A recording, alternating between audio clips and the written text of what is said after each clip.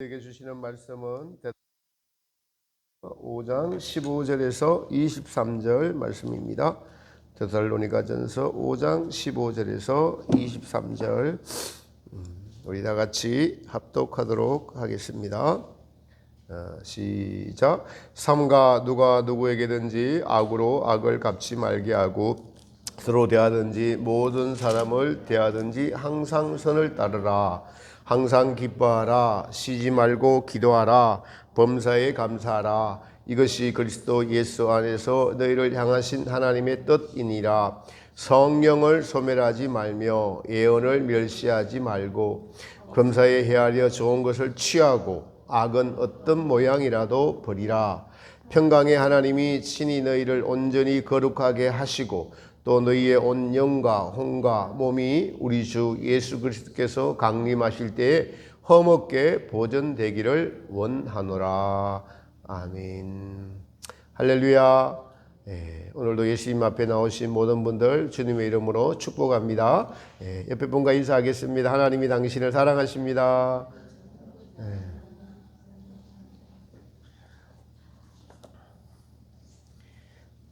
사람들이 특히 여성들이 좋아하는 말 중에서 아름답다라는 말이 있습니다. 아름답다. 여러분은 언제 가장 아름다우신지요? 샤워하고 나왔을 때 아기를 뽀독뽀독 다 씻기고 나면 매우 이쁘죠? 또 우리는 회개의 눈물을 흘릴 때 자신감 있는 사람은 난 언제나 아름다워 이렇게 얘기하기도 하죠. 아름답다라는 뜻에서 아름이라는 그 뜻은 나라는 뜻입니다. 나. 그러니까 나가 나다울 때 가장 아름답다라고 한다고 합니다. 저는 언제 가장 아름답나라고 하니까 뭐 외모는 아름다울 때는 없는데요.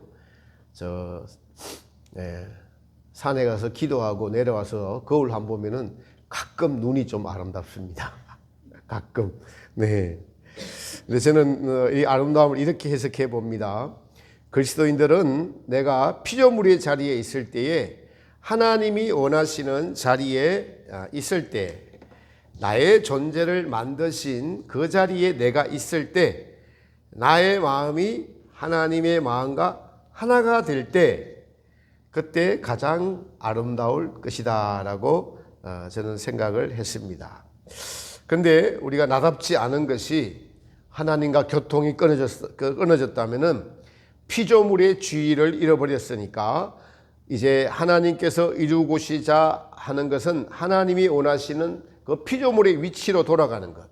늘 하나님을 생각하고 하나님과 교제의 사랑을 나눌 수 있는 그 마음의 상태, 바로 가장 아름다운 피조물이다라고 할 수가 있을 것입니다. 그러니까 모든 피조물들을 만드신 하나님 관점에서는 하나님의 마음을 알고자 하는 그 마음의 상태, 그 피조물들의 마음을 가장 아름답다라고 보고 계실 것이다라는 생각을 가져보았습니다.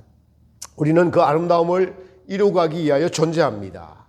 하나님이 원하시고 바라시는 그 모습, 그 상태로 이루어져 가기 위하여서 우리의 마음을 이제 주님 중심적으로 바꾸어 가고 있는 것이 바로 신앙생활이다라고 할 수가 있습니다. 모든 삼라만상은 하나님을 드러냅니다. 하나님의 만드셨으니까 존재 가치가 있는 거죠. 우리 인간의 존재 가치는 무엇일까요? 성경은 우리 인간의 존재 가치는 하나님의 영광을 위하여서 존재한다라고 말씀하고 있습니다.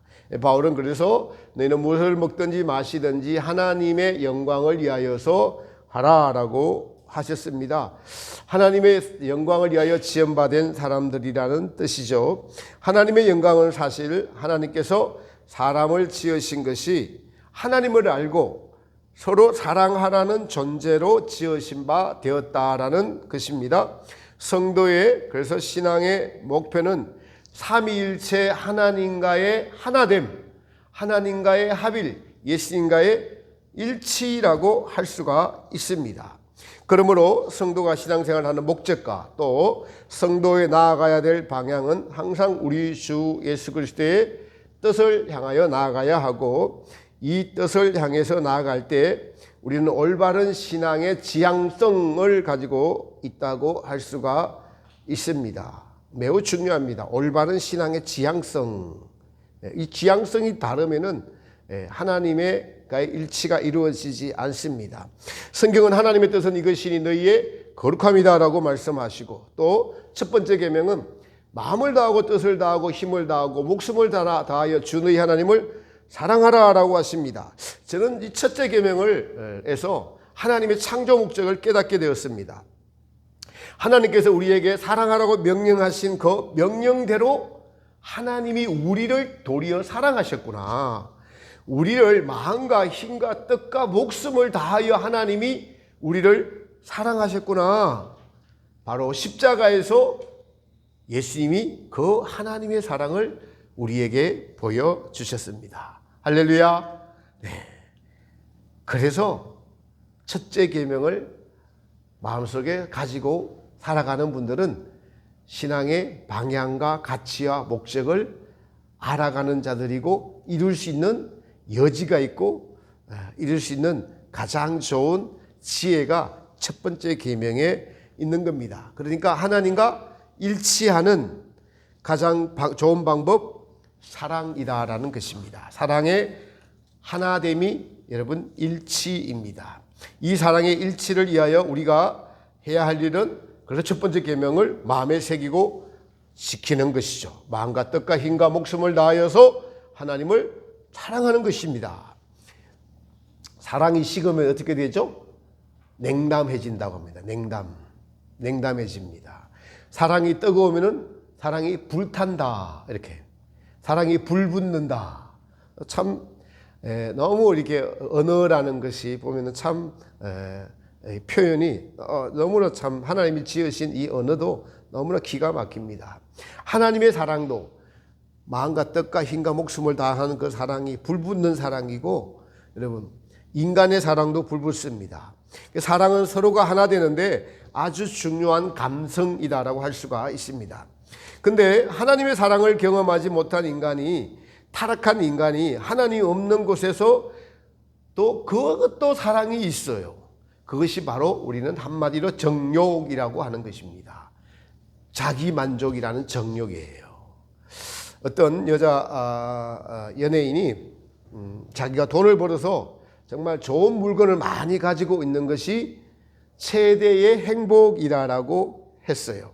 그래서 열심히 돈을 모아가지고 막 고급 백도 사고 시계도 사고 이렇게 했는데, 어느 날 도둑이 들어가서 열심히 모아서 산 게 한 2억 정도 되는데, 2억. 근데 물건을 싹 다 가져갔대, 싹 다. 그래서 그 위에 얼마나 상실감이 밀려왔는지 이루 말할 수 없었대요, 몇 년 동안. 그래서 이제는 뭐 어떤 물건을 살 수가 없다는 거예요. 누가 도둑질을 할까 싶어서. 언제 도둑 맞을지 모르기 때문에. 그러니 전에 그렇게 좋은 옷, 좋은 시계, 그것을 뭐 차고 보관하고 나의 이 만족하는 거죠. 그 만족이 의미가 없어지더라는 거예요. 그래서 내가 이렇게 살아서는 안 되겠다 해서 내 내면을 채워야 되겠다라고 했다는 거예요. 그래서 눈에 보이는 이런 만족이 아니라 이 눈에 보이는 만족과 즐거움에 이 기쁨을 뺏어가지 못하도록 책 읽는 것, 그리고 사색하는 것, 또 여러 가지 여행을 하는 것, 또 운동을 하는 것, 이런 것으로 자기 마음을 채웠다라고 합니다. 그러니까 물건으로 만족하는 것들을, 그 즐거움을 이거 뺏긴다고 하니까 자기 내면의 즐거움으로 채웠다라고 해요. 이처럼 우리 눈에 보이는 것들로 만족을 하면 언젠가는 반드시 다 빼앗길 날이 온다는 것을 우리가 교훈으로 들었습니다. 우리 그리스도인들이 그래서 빼앗기지 않는 것이 있는데, 바로 그것이 하나님과의 사랑을 나누는 것, 뺏기지 않는 사랑인 줄 믿습니다. 너희 보물을 하늘에 쌓아두라고 하신 그 말씀은 하나님이 반드시 살아계시고 하나님을 사랑하는 마음으로 이 땅이 아닌 영원히 살 천국에 우리의 부활을 쌓아둔 것이죠. 오늘 본문은 사도 바울이 데살로니가 교인들에게 쓴 서신서죠. 성도들이 평상시 어떤 믿음의 태도를 취하여야 할지에 대해서 말씀하고 있는 잘 아는 구절이기도 합니다. 예수님과 일치되기 위하여서 우리가 삶 속에서 어떤 자세를 가져야 할지에 대해서 말씀하고 있는 것이 저는 사도 바울이 쓴 본문이라고 믿어집니다. 여기서 좀 특별한 말씀들이 특이한 것이 있는데, 누구에게든지 선을 행하라, 그리고 항상 선을 행하라, 항상 기뻐하라, 쉬지 말고 기도하라, 범사에 감사하라, 범사에 헤아려 좋은 것을 취하고 악은 모든 모양이라도 버려라. 모든 모양, 늘 항상 쉬지 말고 범사, 이런 단어들을 보면서 예수님과 일치를 위한, 주님과 하나 되기 위한 것들에는 전부라는 거예요, 여러분. 모든 것이라는 거예요. 항상 모든 것 전부라는 거예요. 중간은 없다라는 거예요. 대충 해서는 일치를 이룰 수가 있다? 아니라는 거예요. 첫 번째 계명도 마음과 뜻과 힘과 목숨을 다하여, 우리에게 주는 이런 말씀이 그렇구나라고 우리가 성령의 감동으로 탁 깨닫는 것이 지혜가 우리에게 오는 것이에요. 지혜가. 같은 신앙생활을 하더라도 이런 말씀을 듣고 이렇구나. 그럼 내가 어떻게 해야 되지? 이렇게 시작하는 것이 하나님이 주신 지혜를 받아들이고 그 지혜의 길로 들어서는 자들입니다.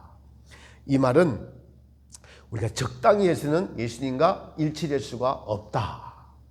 목숨을 걸고 싸워야 하고 지켜야 하고 행하여야 하는 일이라는 것을 말씀해 주고 있습니다. 그래서 우리는 항상 싸움이 있다는 것을 알아야 됩니다.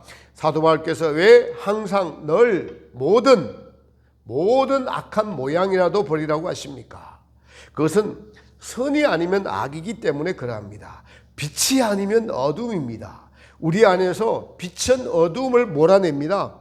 어두움을 몰아내지 않으면 다시 어두움이 우리를 순식간에 차지해 버립니다. 이 싸움이 계속 진행되고 있기 때문에 그렇습니다.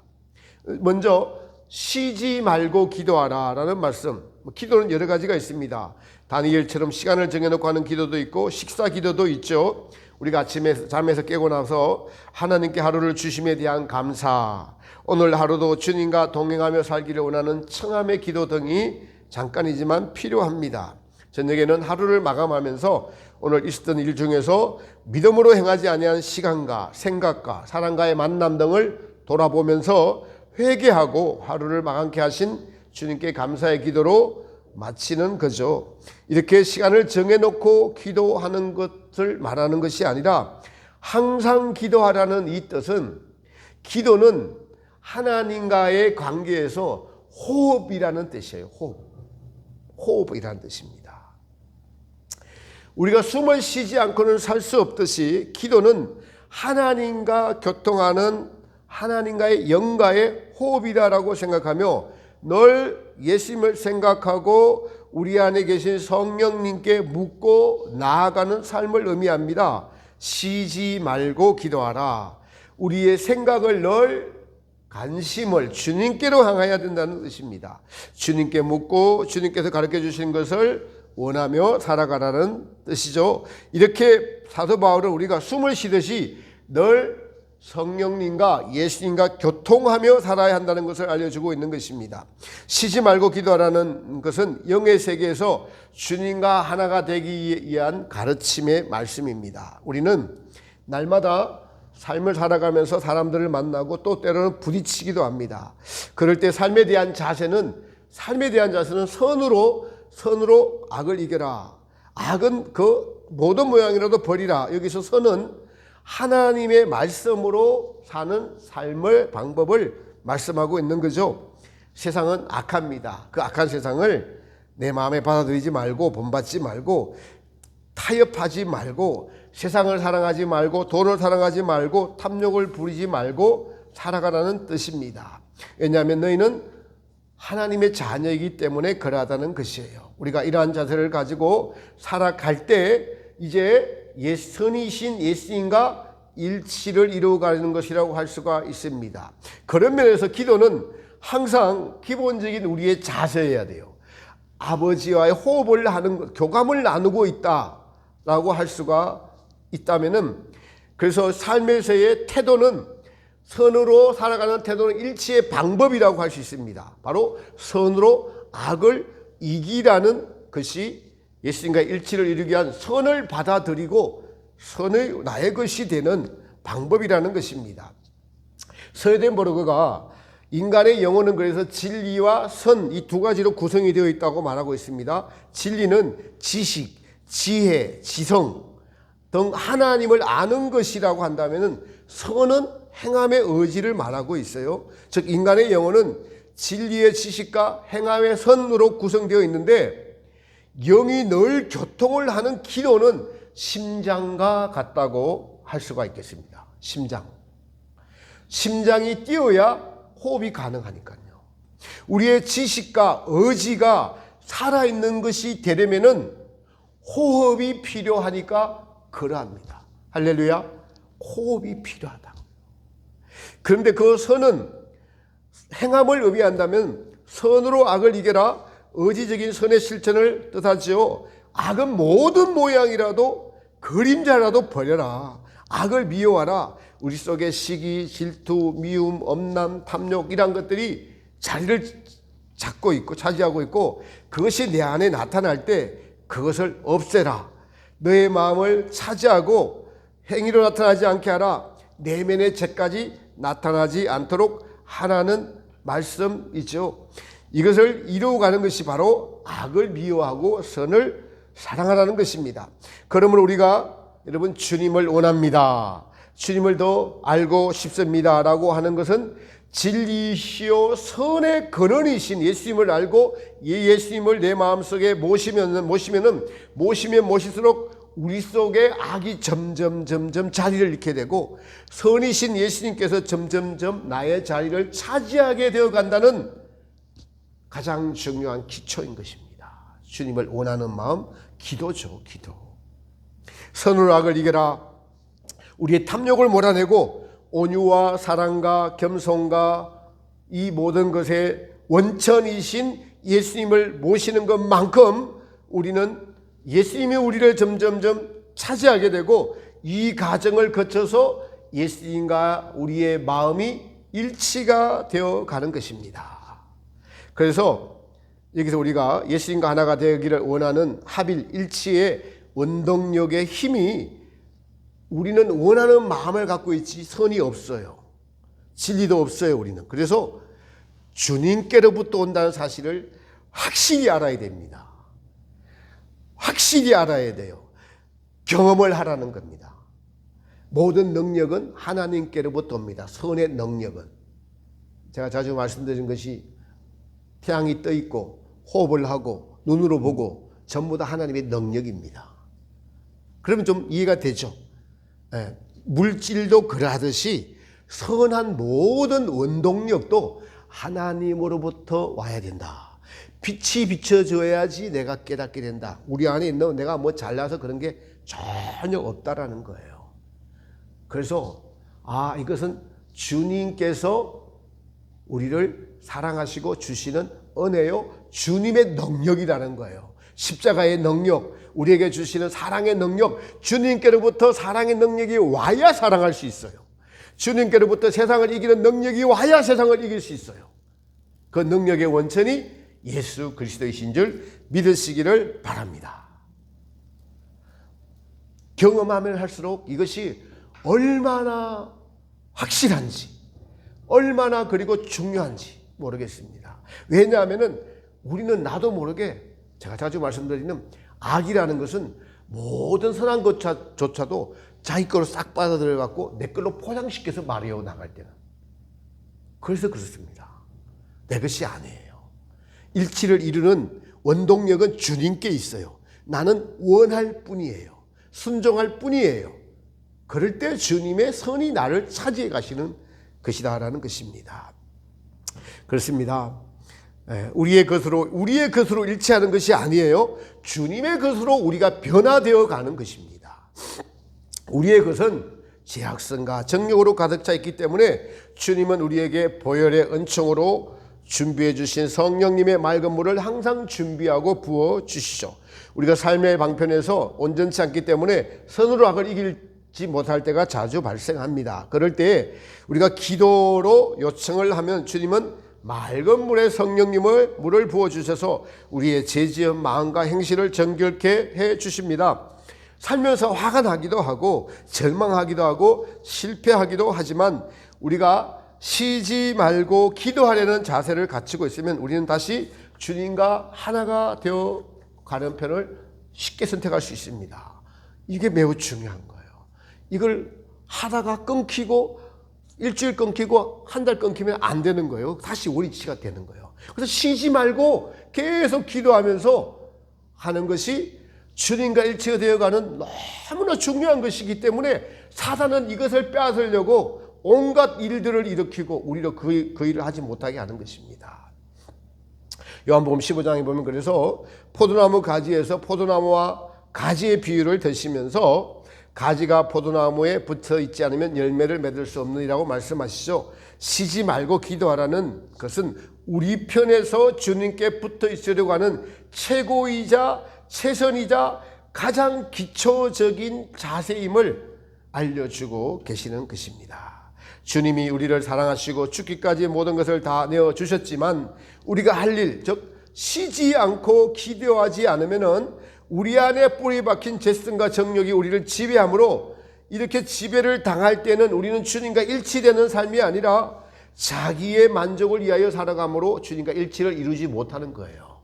그래서 일치를 이루기 위해서 호흡하는 거예요. 호흡, 주님과. 이것이 기도입니다. 그래서 일치의 방법으로 이제 먼저는 호흡을 해야 되고 기도를 해야 되고 그 다음 우리의 것을 내려놔야 됩니다. 우리의 생각에서 하나님과 말씀과 반대되는 모든 생각들을 내려놓아야 됩니다. 이것이 먼저 해야 되는 것이죠. 내 뜻과 하나님의 뜻의 일치를 이루는 것이 바로 하나님과의 여러분 합일입니다. 그렇다면 당연히 우리는 나의 뜻을 내려놓아야 합니다. 우리는 나의 뜻은 알 수가 있어요. 내 가치, 내 마음대로 살아가는 것이 나의 뜻입니다. 많은 성도님들이 영적 진보를 이루지 못하는 이유는 그리고 영적 성장 자체를 추구하지 않는 이유가 하나님의 뜻을 모르기 때문입니다. 하나님의 뜻은 하나님이 하시고자 하시는 일, 우리 내면에서 하나님께서 무슨 일을 하시고자 하시나요? 우리 안에 있는 어둠을 몰아내고 선이신 예수님으로 채우는 일, 사람이 변화된다는 것은 우리 안에 자기 생각, 자기 마음을 내려놓고 주님 생각, 주님 마음으로 변화되어 가는 것을 의미합니다. 이것이 진정한 그리스도인들의 변화예요. 이 변화가 곧 영적인 성장을 이루어서 예수님과 하나 되는 일치를 이루기 위해서 예수님께서 이 일을 하고 계시다는 사실입니다. 나는 없고 오직 예수님만 내 안에 존재하는 것도 바로 일치를 이야기하는 거죠. 그래서 성도는 삶 속에서 늘 나의 뜻과 주님의 뜻에 분별을 가져야 되는데 이 분별의 기준이 주님의 말씀이죠. 십계명을 비롯한 신약 예수님의 모든 말씀을 우리는 마음에 새기고 그리고 순종해야 합니다. 말씀을 듣고 내 중심적인 생각을 버려야 됩니다. 우리가 적극 순종하지 못해도 하나님의 말씀이 옳구나. 그러나 오랫동안 자기 중심적으로 살아왔기 때문에 우리는 처음부터 모든 말씀을 다 지키지는 못합니다. 그럼에도 우리의 지식은 하나님의 말씀이 옳다고 자꾸 양심이 선하게 쌓아놔야 됩니다. 그 말씀을 들어야 되고 마음에 새겨야 되는 것이죠. 마음에 새겨지는 것은 이제 순종함으로 자꾸 바뀌어져 갑니다. 운동선수들이 자기의 것이 되면 나도 모르게 몸이 반응한다고요. 몸이. 나도 모르게 그냥 자동으로. 그것처럼 하나님의 말씀은 고민하며 지킬 게 아니라 나중에는 그냥 당연히 지키는 것이구나. 당연히 겸손하구나. 당연히 봉사하는구나. 근데 그렇게 안 되면은 좀 겸손하려고 했는데 누가 무시하면 내가 이처럼 겸손하려고 했는데 나 너 때문에 안 돼가면서 다 집어치우고 봉사를 조금 이렇게 했는데 아무도 알아주지 않으면 섭섭해가지고 나 안 해. 이런 마음이 들 때가 있단 말이죠. 그러나 이제는 예수님을 생각하면서 우리를 위해서 모든 걸 내어주신 예수님을 생각하면서 이것이 마땅하고 당연하다. 나중에 그렇게 될 때 그것이 기쁨으로 할 수 있게 된다는 것입니다. 고민하면서 지키는 것이 아니라 당연히 지키는 것이 되는 것이죠. 누구를 만나든 겸손히 몸에 배이는 것을 말합니다. 누구를 만나든지 생각해보고 살아가는 것이 아닌 당연히 사랑해야 하는 것이 몸에 배는 것이죠.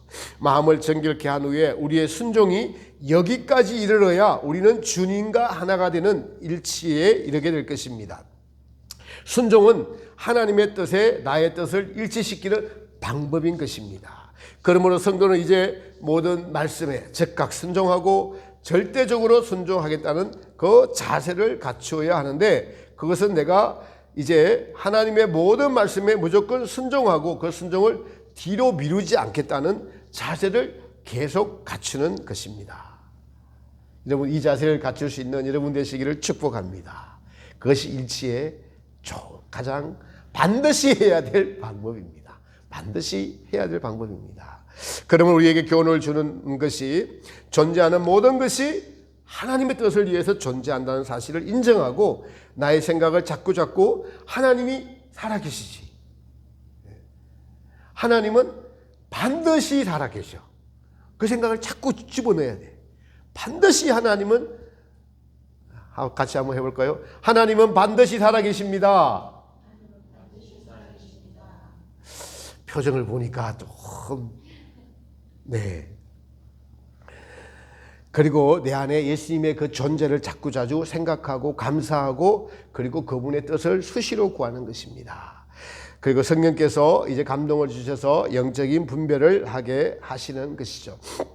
예수님과 일치에 대해서 바울이 로마서 6장에서 말씀을 하고 있는데, 로마서 6장 4절에 보면 이렇게 기록하고 있어요. 그러므로 우리가 그의 죽으심과 합하여 세례를 받음으로 그와 함께 장사되었나니, 만일 우리가 그의 죽으심을 본받아 연합한 자가 되었으면 또한 그의 부활을 본받아 연합한 자가 되리라. 합하여 연합한 자, 이렇게 말하고 있죠. 함께 죽고 함께 살아난다.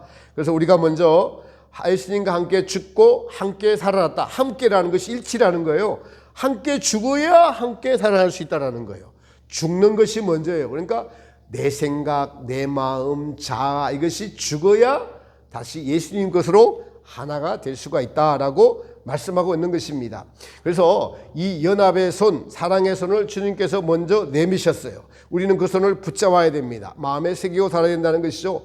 로마서 6장은 우리의 영적인 죽음과 다시 태어남, 새롭게 태어남의 출생지가 어딘지 바로 십자가에서 거의 이루어졌다는 것을 알려주는 놀라운 성경의 핵심입니다.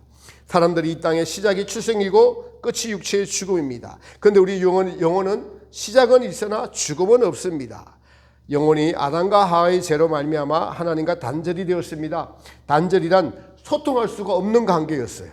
우리가 찾아가도 만날 수 없는, 안 만나주는 것이 단절입니다. 그런데 하나님께서 아들 예수님을 보내셔서 단절된 것들을 이 십자가로 없애버리시고 하나가 될 수 있도록 하신 그 장소가 바로 십자가라는 의미입니다. 십자가 사건입니다. 그래서 바로 우리가 십자가에 못 박혔나니 우리가 연합이 되었다. 예수님이 죽을 때 우리도 같이 죽은 것으로 하나님이 단절되었던 우리를 거기서 같이 죽게 하셔서 새롭게 태어나게 하시는 것이 로마서 6장의 말씀입니다. 거기서 무엇이 죽었나요, 여러분? 우리의 죄성과 정욕과 자애심, 이기심, 교만, 하나님을 모르는 무지 등 죄에 관한 모든 것을 주님께서 죽으실 때 같이 죽었다는 겁니다. 주님의 것을 우리에게 주시려는 뜻이 이 십자가 안에 있는 것입니다. 바울은 이렇게 하나님의 십자가를 통한 계획을 밝히고 이 십자가를 통해서 하나님과 인간의 연합을 이루는 것이 십자가입니다. 그것도 일방적으로 하나님이 하신 일이죠. 근데 이제 12절부터는 그렇게 죽음으로 끝나는 게 아니라 이제부터는 너희 지체를 불의에게 드리지 말아라. 예수님이 이런 일을, 죽은 일을 먼저 하셨음을 앞에서 1절부터 11절까지 알려주시고 너희도 이제 이 연합에 동참하는 길이 열려있다라는 겁니다. 열려있다라는 거예요. 연합은 한쪽에서 사랑을 하시고 예수님 쪽에 사랑하시고 모든 조건을 제시하신 거예요. 조건을 마련하신 거예요. 계약서에서 예수님은 도장을 찍고 새로운 새 집을 주님께서 우리에게 주시겠다고 하시면서 계약을 하신 것이에요. 예수님의 도장을 찍으신 것이 십자가 사건입니다. 그럼 이제 우리 편에서 계약 조건을 완성할 것이 있는데 너희 과거에 살던 모든 집기들, 가구들, 쓰레기들 가져오지 말고 완전히 비은 몸으로 깨끗한 몸과 마음으로 새로운 사람이 되어서 새 집에 들어오라는 계약서예요. 특히 4절 연합 후에 후반절에 이렇게 기록하고 있는데 우리로 연합한 후에 새 생명 가운데 행하게 하려 함이라. 새 생명이 뭐냐면요, 인간적인 생명이 아니라 예수님께서 내가 곧 길이요 진리요 생명이니 내가 생명주로 왔노라 하신 그 생명을 의미하는 것이죠. 그리고 이제 6장 12절 이후에는 이 새 생명을 얻기 위하여서 너희가 옛사람을 따라 살지 말라는 겁니다. 주님께 하나 되기 위해서 주님의 마음을 가지고 주님의 생각을 가지고 주님과 하나 되어 가면서 길을 선택하라고 하시는 거예요. 그리고 바울은 로마서 7장에서는 이제 그 길을 선택한 자기의 죄인 되었던 경험을 이야기하고 난 후에 로마서 8장 2절에서는 이 새 생명을 얻었습니다. 바로 8장 2절에 이는 그리스도 안에 예수 안에 있는 생명의 성령의 법이 죄와 사망의 법에서 너를 해방하였습니다. 생명을 얻은 것입니다. 생명의 성령이 바울 안에서 죄와 사망의 법을 몰아내고 실제가 된 것이 바로 로마서 6장에서 말씀하고 있는 새 생명 가운데 행하게 하려 합니다. 예수님과 일치가 되는 순간에 새 생명 가운데 행하는 것입니다. 우리가 그 길로 지금 그 새 생명 가운데 행하는 길로 나아가고 있는 것이죠. 이것을 위하여 예수님께서 십자가에서 죽음을 당하신 것입니다. 또 계시록에서는 에베소 교회 사장이 주신 말씀에서 이기는 자는 하나님의 낙원에 있는 생명과를 주워 먹게 하라라고 말씀하셨죠. 이기는 자는 바로 그토록 우리를 방해한 마귀가 있다는 거예요. 항상 마귀가 존재하고 있어요. 언제 어디서나 마귀가 존재해서 우리의 생각을, 우리의 마음을 뺏어가려 하는 존재가 지금도 있어요. 지금도 있어요. 지금도 여러분, 지금도 마귀는 항상 존재해요. 그래서 제가 아까 뭐라고 그랬어요? 하나님이 항상 살아계시다. 마귀도 항상 존재하고 있다. 우리의 마음을 서로 차지하시려.